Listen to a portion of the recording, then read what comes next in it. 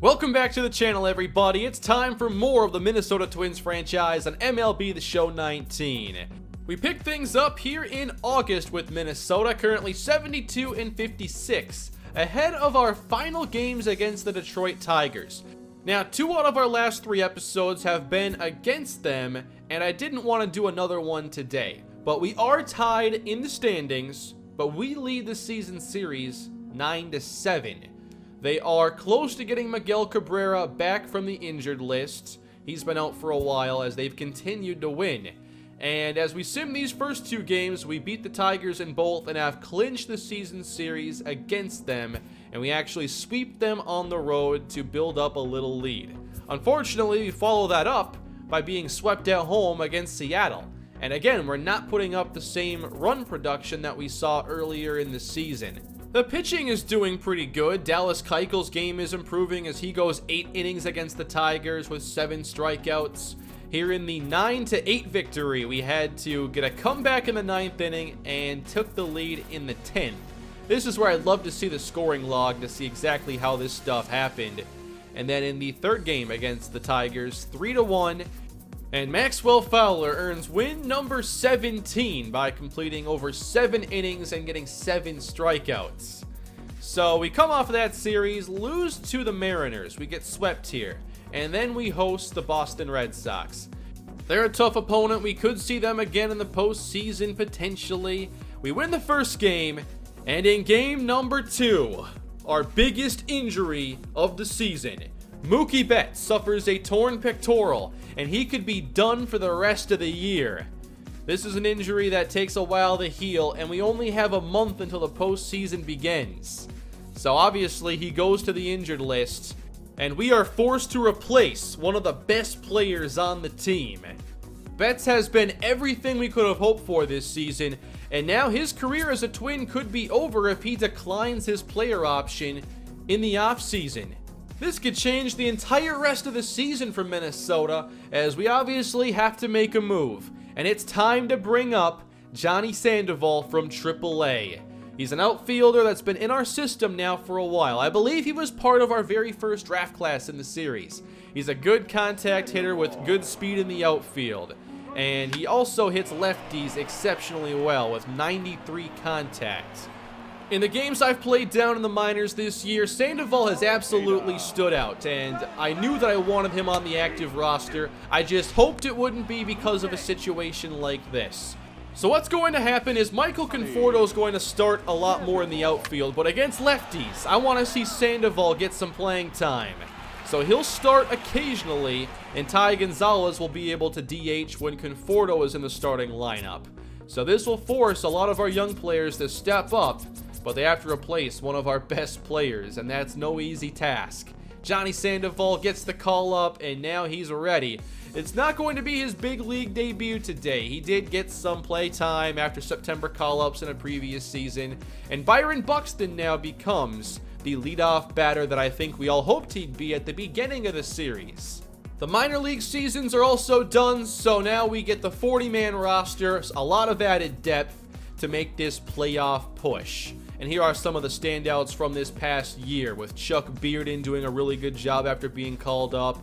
Lamont Wade, once he returns from the torn ACL, I'm excited to play with him again. Ray Lowry down at AA, Carlos Rodriguez.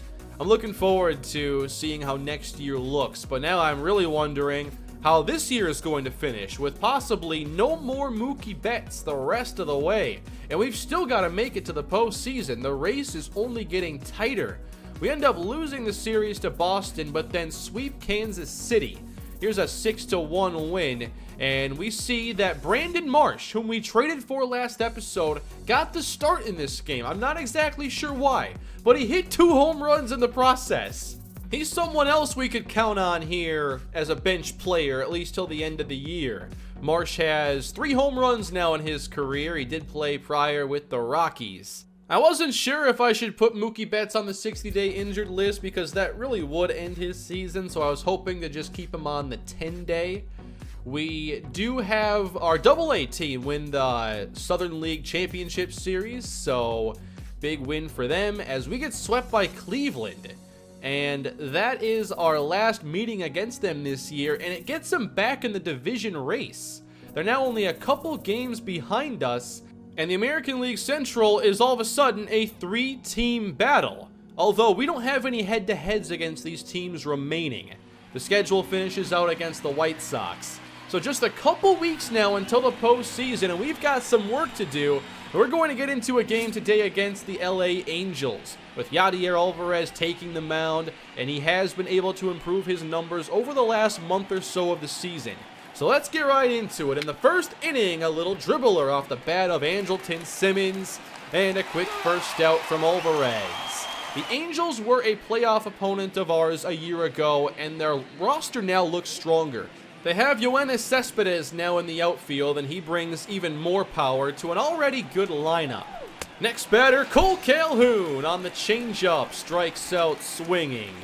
And that, of course, brings up the MVP. He's won it, I think, 3 out of 4 years in the series, and he's on his way to yet another. Here's the first pitch from Alvarez. And that ball is crushed. Deep to center. Buxton watches this one sail over the batter's eye. Way out of here.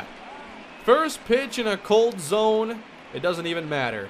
Trout with his 44th of the season. And here's Yoenis Cespedes, who has 24 on the year. He'll lift one for Buxton. This will stay in the park. And Byron Buxton puts it away to end the inning. We face the lefty Andrew Heaney today, whose numbers are pretty solid, 2.9 ERA. And now we have this new look lineup I have to get used to make this playoff push. Of course, Buxton is perfect for this role now, as his power has increased, and he's become a more well-rounded batter. He doesn't strike out nearly as often. Here's the 1-2, and he will strike out on this sinker, falling behind it. There's the first out. Here's what our lineup looks like now. My main concern is how much production can we get out of our 6 through 9 spots the rest of the way, now that we have to use more of our depth for other spots. Here's a ground ball to the right side as Goldschmidt is retired.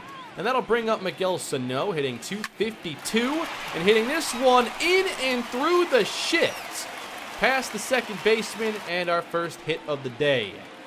Yasiel Puig has been much better this year, and we could count on him a lot more without Mookie Betts. 2-0, and he hits this one to right field, and in comes Cole Calhoun to put it away. On to the second inning. This is Rougned Odor, and a perfect slider on the inside corner allows Alvarez to get in front, and the fastball misses high. 2-2 from Alvarez, and that ball is lifted to right as Odor catches up to it, and Puig puts it away. Here is Trevor Plouffe, the ex-Twin, who also hits with some power. He'll hit this one in the air to left, and out there to make the catch is the rookie, Johnny Sandoval. We have a couple rookies here trying to make an impact, and of course, Ty Gonzalez has the highest expectations. He's hitting .237 right now. He has a couple homers on the year. And here he is, 0-1, hitting one down the line. It slices foul as the count runs to 2 strikes. There's a slider up that he's a bit behind. Working the count 3-2, and then he catches up to one, but it was out of the zone, and he pops himself up for the first out of the inning. I have Nick Gordon batting 6th as one of our only lefties in the order, and he is working this count. It is a 3-2 again from Andrew Heaney.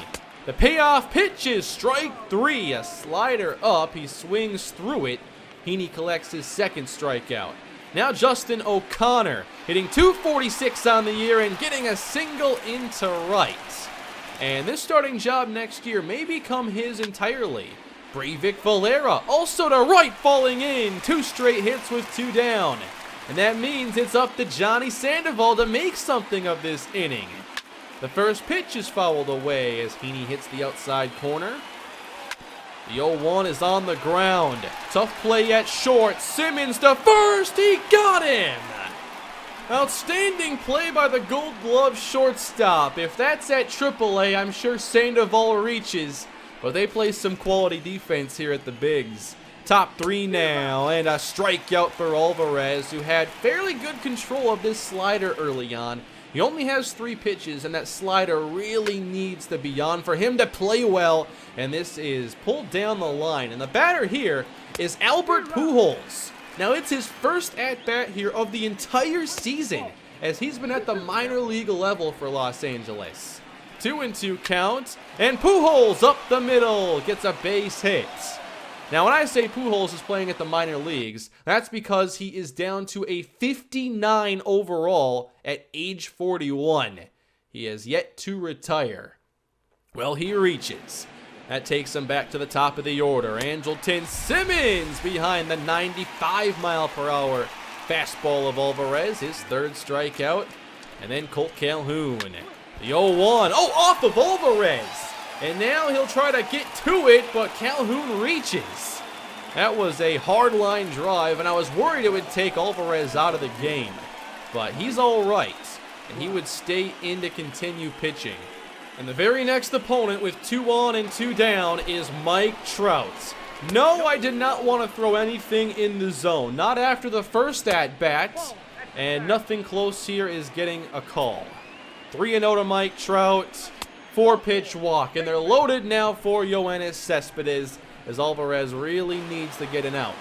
Pitch count already up to 50 as the slider falls below the knees.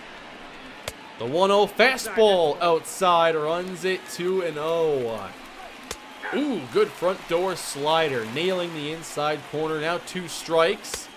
Changeup just off the plate, could have really used that one. Payoff pitch, fouled away. Good battle here against Cespedes. Another payoff pitch inside. And that'll walk in a run. 2-0 Angels. And that brings up the DH, C.J. Cron. He'll waste no time. First pitch hammered to right. Puig looks up. Grand slam off the flower bed. And Cron has opened this game up. Normally, I'd like to see C.J. Cron hit home runs in Target Field, but not today. 6-0 now LA, and normally in games like this, I begin to simulate and get through it to the end, but because every game means so much now, I did want to see if somehow I could get this team going. So we work the count here with Paul Goldschmidt. He draws the walk. Now Sano 1-2, catches up to 1, but he's a bit in front. 1-2 again, and in the dirt. And Sano strikes out.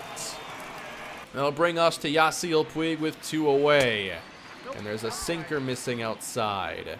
Trying to work into some good counts. Puig, a little jam flare to right, and that falls in. So 2 aboard as we make our way to Ty Gonzalez.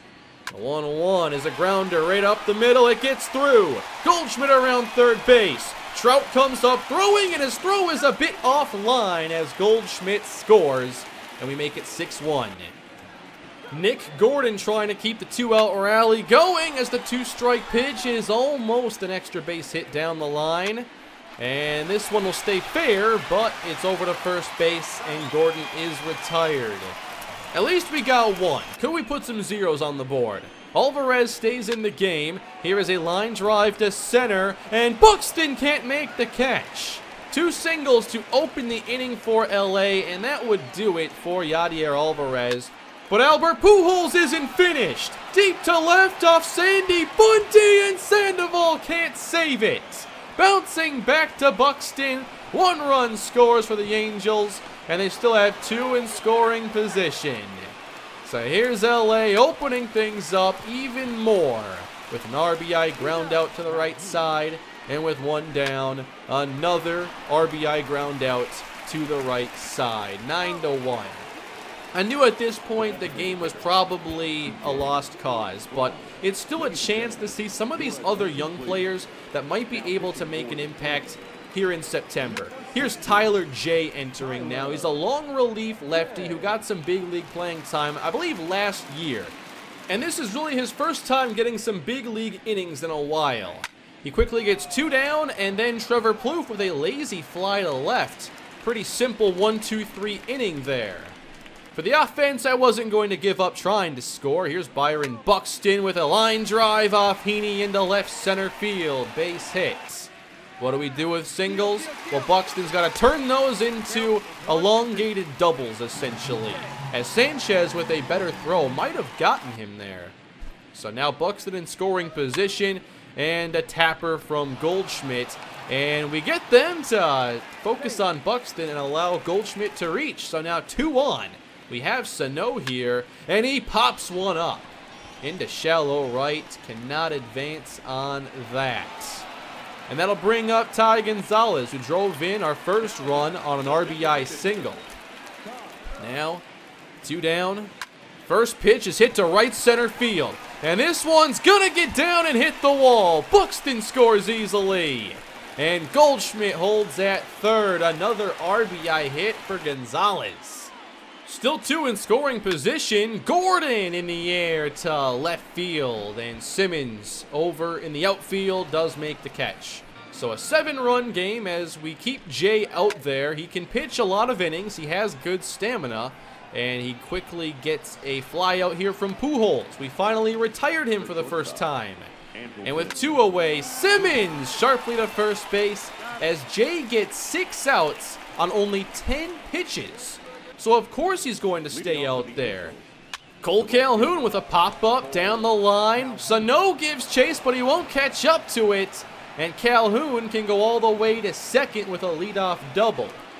So now facing Trout. He'll go after a curveball as Jay's able to get ahead in the count. Got him with a fastball. What a strikeout for Jay. On 3 pitches, he retires Trout. And a couple batters later, here is CJ Cron. Took a fastball up and goes after a curveball away. 0-2 from Jay. Popped it up for Goldschmidt. Another good inning for Tyler Jay, pitching around that leadoff double. How about the 8th inning? Might as well keep him out there if he can handle all these pitches. Nails the outside corner. 2-2 to Odor. Big breaking ball for a strikeout looking. Very impressive stuff from Tyler Jay. Now to get through his 4th inning, he hits the inside with the curve. 2-1 to Sanchez with the fastball blown by him. Now, full count. Got him on the inside corner. Strike 3 looking. His control was really good as he makes it through a 4th inning with no runs allowed, and he's out there for the 9th. They couldn't get a lot of long at-bats against him. The pitch count was great. Here's a ground ball to third base. Their offense completely changed when he entered the game. Now trying to get through a 5th full inning. Calhoun with another hit against the shift. Calhoun rounds first, and he'll end up getting 2 doubles off of Tyler Jay. So that'll bring up Trout. And Jay gets him to ground it to third base. 5 great innings from Jay. Something positive to take away from this game, as we do lose 9-2. But after an outing like this, you could expect Jay to pitch a lot more in the month of September. And should he play well, he might even make it to the postseason roster, assuming we make the postseason. And I do think we're going to. It's just a little close right now. But this is a tough loss, and every game now down the stretch is going to matter. And the next game here on the schedule, we have Twins and the Mariners again. Now, we're going to come back to this game here in just a little bit. But the Twins now have just a 1-game lead on Detroit with 82 victories. The Yankees have a better record than us, the Red Sox have a worse record, and the Angels have a better record. So if we lose the division, we're looking at the wild card, and we should be in okay shape for that. But it's still possible. If we have a bad losing streak, we could miss out entirely. So now that we are in this final stretch of the year, we are going to slow things down. Here are some of the league leaders, and I can't believe Jock Peterson cooled off after the All-Star break. He's still a 10-WAR player, but I thought he'd be leading in all these categories at this stage. Mike Trout leads the American League in home runs. Gabe Corona and Maurice Overton each have 40. In the National League, Jock Peterson and Bryce Harper have reached the 40 mark. Trevor Story likely will. Trout on his way to another MVP award. Maurice Overton, 120 RBIs. Fun to see some of these players break out like him. He's a pure power hitter. We have a couple players that could get to 20 victories. And Mookie Betts, now on the injured list, still has 39 days until he'll be able to come off of it. And I'm not sure he'll even be ready. For the Cy Young Award race, Fowler has fallen into third place with his ERA going up a little bit. Severino and Tanaka also get a lot more strikeouts. With the Tigers right behind us, they do welcome back Miguel Cabrera off the injured list. I wanted to see if he was playing at all, but as I checked their most recent box score, he was not playing, so he just came off the list for these last few weeks of the year. And here I wanted to just skip the off day, forgot it wasn't our off day, and I simmed our next game. And in doing so, we defeated Seattle. And Maxwell Fowler earned win number 20. We have our first 20-game winner of the series, and despite that, he may not win the Cy Young Award. For the Twins, it's their first 20-game winner since 2004 with the great Johan Santana, who won 20 exactly. But for Max, it's been an incredible ascent from the first pick in the series in year 1, and now in just a few years, he's developed into an elite ace-level pitcher like we all hoped. And next time, we'll likely see us take on the Chicago White Sox and hopefully get a step closer to the playoffs. Thank you all for watching. Hope you had a good time with this episode and all the content lately. Please leave a like, subscribe to the channel, and I'll see you again with more soon. Have a great day.